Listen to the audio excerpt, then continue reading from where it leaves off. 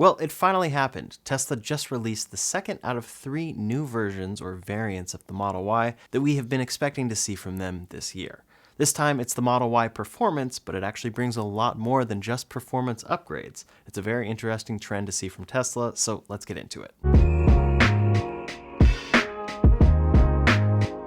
Now, the Model Y was refreshed earlier this year. We of course saw it refreshed in other markets outside of the United States first, and then it came to the United States not too long after. They had a much different release strategy than what they did with the Model 3, how that launched in other markets and then came to the United States a number of months later. The Model Y came to the United States around the same time, even though it was announced a few days later. However, we've been waiting for the performance version of this car, just like we did with the Model 3 Performance. The reason Tesla did that on the Model 3 was because it actually brought a number of other upgrades. It stands out because it has a different front fascia and a different rear fascia. It has things like an adaptive suspension, upgraded seats, and more that we were expecting Tesla to copy and paste over to the Model Y. But they've actually brought a lot more here. Tesla finally teased that this would be released a couple of days ago, specifically from their Europe and Middle East account. But now they have officially released it, saying, "Meet the new Model Y Performance, designed to deliver performance that's just as good on your daily drive as it is on the open road."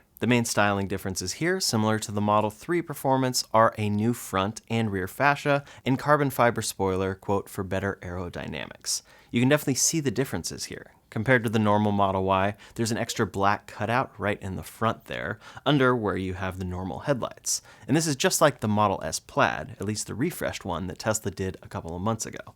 It's very obvious when you look at this car in white. You can really tell the difference between the standard Model Y and the Performance Model Y, and that's what Tesla is really going for here, something that helps it stand out, as opposed to the past where you couldn't totally tell the difference between a performance and a standard car. Now, around back visually, it doesn't seem too different, but we can see that there's extra cutouts on the side there if we zoom in a little bit. That's something new and definitely a sportier look, along with a sportier rear diffuser. One possibly big upgrade here, though, is the fact that Tesla says this delivers higher range. Quote, more range thanks to new high-density battery cells with increased charge capacity.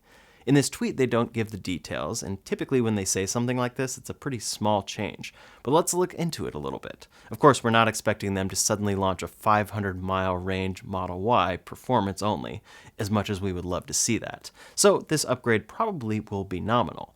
The long-range all-wheel drive Model Y is listed at 586 kilometers of WLTP range. In the US, that car gets about 327 miles of range EPA. Now, it is important to note that these are different battery packs from different suppliers, so that comparison isn't necessarily fully apples to apples, and you're converting different testing cycles with different criteria. However, that's the all-wheel drive car, and now the performance is listed at 580 kilometers WLTP. So that'll be about 324 miles of an EPA range if we take the same conversion, which is very impressive. It's also very impressive considering the Model 3 Performance gets 298 miles of range here.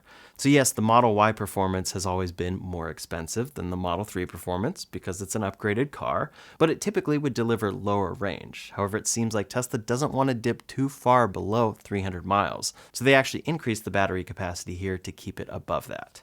Now, for charging capacity, we'll have to see what this ends up being, but the hope is it's a better charging curve overall, thanks to LG M5 cells that Tesla has been rumored to launch with this car, specifically in these markets. We'd love to see them get 350 kilowatt charging speeds or something like that, but it seems like from Tesla that would require a platform upgrade like they've done on the Cybertruck, and that's definitely not the case with this. So it seems like it's just a battery cell that can charge better and probably have a better charging curve, which is still very important and could see a big improvement. As for the drive in this car, Tesla says, quote, adaptive damping adjusts handling based on road conditions. New drive modes provide more freedom for high-speed driving, and staggered wheel and tire fitment provides better grip and steering.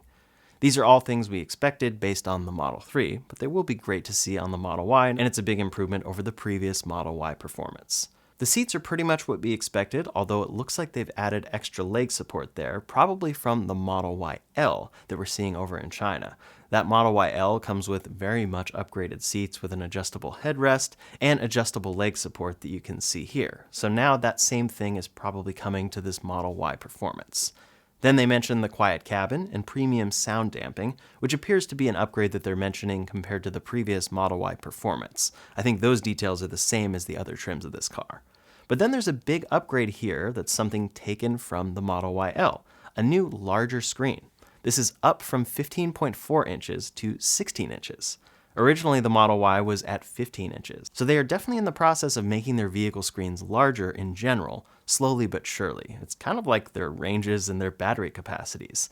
They increase slowly and incrementally over time, to where you look back a few years and see a sizable difference. Here, I guess it's about a 1-inch improvement over the course of something like 8 years when that screen originally launched on the Model 3. But this, of course, is their highest resolution touchscreen as well. So they're not just making it bigger, but making it worse quality. It's higher resolution to enable a bigger screen. And overall, that should provide a much better experience as their screens keep adding more and more features. However, it's one of those things where only the top trim is getting that now, and the other trims are still stuck, so to speak, with the 15.4-inch screen. Next are the new Arachnid 2.0 21-inch rims, and these definitely have a good look to them. Dare I say I might even prefer them to the Model 3 Performance wheels. They're also very similar to the wheels that come with the Model S Plaid. Around back as well, we can see the ludicrous badge just like the Model 3 Performance. And for the Performance itself, Tesla lists a 3.5 second 0 to 100 kilometers per hour. You might think that that sounds the same as the previous Model Y Performance at a 3.5 second 0 to 60, but it actually translates to about a 3.4 second 0 to 60, or potentially lower if they can list it at 3.3 seconds, which seems quite likely here. The top speed of this car is also 155 miles per hour. In general, this model is delivering about what we expected from Tesla. I think some of these details were rumored or mocked up, but people may not have expected that Tesla was actually delivering a different look in the front and rear, even if it is a little less noticeable compared to the Model 3 Performance. It is funny though, because they keep separating their cars, so when you look at the Model 3 Performance compared to this new Model Y Performance, you have extra leg support on the Model Y Performance. You have a 16-inch screen instead of a 15.4-inch screen. So they keep adding things to their newest cars that they don't add to other trims, because once they've introduced that refresh, they don't really refresh it for quite some time. So the Model Y Performance is finally here, but again, not in the United States. Tesla is an American company, and they keep releasing new cars that people want here elsewhere. First was the Model YL, and that was a pretty big one because Americans love their 3-row SUVs. With all of the features that Model YL brings, it seems like a no-brainer for a lot of customers. It's 3 rows, the 2 back rows fold flat, the second row seats have ventilation, there are extra air vents, the room actually seems pretty good in the 3rd row there. The front seats are upgraded, there's extra leg support, there's more speakers for a better sound system in general, and overall it's just a more premium car. But it seems like Tesla in the US might be a little more focused on affordable vehicles, or really robotaxis, but more on that in a second. Now we have this Model Y Performance, which again has some pretty big improvements, and it's not in the US. Now, we fully expect the Model Y Performance to come to the US shortly. I imagine they're ready to release it, but they might actually be waiting until October because of the impending end of the EV tax credit. Instead, they might want to focus on ramping production of existing models, since as we've seen with inventory, it is getting a lot slimmer. In fact, in certain areas of the United States, it has been sold out, and the wait time may extend beyond September 30th. It does seem like there may be leeway there for a binding contract where you can sign that contract and then take delivery of your car after September 30th, I think by the end of the year, in order to still get this tax credit. But Tesla hasn't really communicated directly as to how that will work. In any case, it seems like it was time for them to launch this car, and they need to do it to get more sales. So they're doing it in the markets where they can do it without the whole tax credit fiasco being involved. But regardless, we're in the United States, in Tesla's home country, and we're waiting. It's also a very interesting thing to see Tesla's latest approach. In the past, we didn't see very many upgrades, and most things were kept very simple across the board. But now they keep introducing new variants of cars after that car has already been released, and then they introduce a lot of big features each time that those other variants don't have.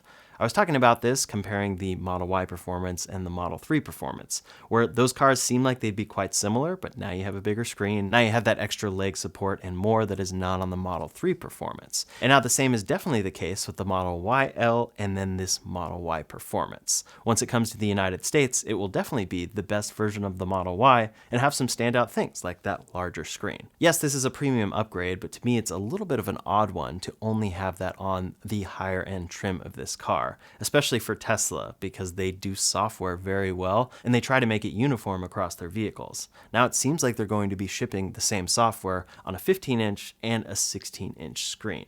It will probably just be larger in the 16-inch version or have a little bit more space, but it is interesting to see from a design perspective that only the Model Y Performance and the Model Y L are getting this larger screen, at least in their more popular cars. The Cybertruck and the Model S and X are a little bit of a different story. But what do you think about this new Model Y Performance, and when do you think it will be coming to the United States? Is it only a matter of a couple of days, or do you think they're going to wait till October?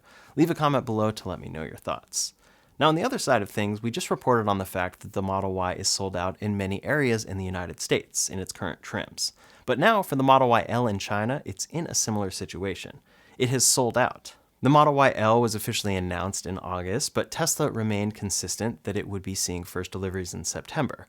This has been confirmed by Tesla China VP Grace Tao via Weibo. Quote, "Tesla cars are fun to drive alone. Whether you have children or how many children, this car can meet all your needs.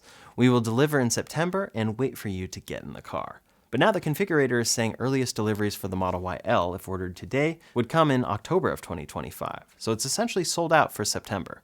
Industry watchers estimated that Tesla China received over 35,000 orders for the Model Y L in just one day, and later estimates suggest that their orders are well over 50,000. So could this selling out of this car be a good sign for Tesla's sales over in China? I definitely think so. I think this car is going to be very important for them and a very big deal going forward. And then it's just a question of, will they bring that to the United States?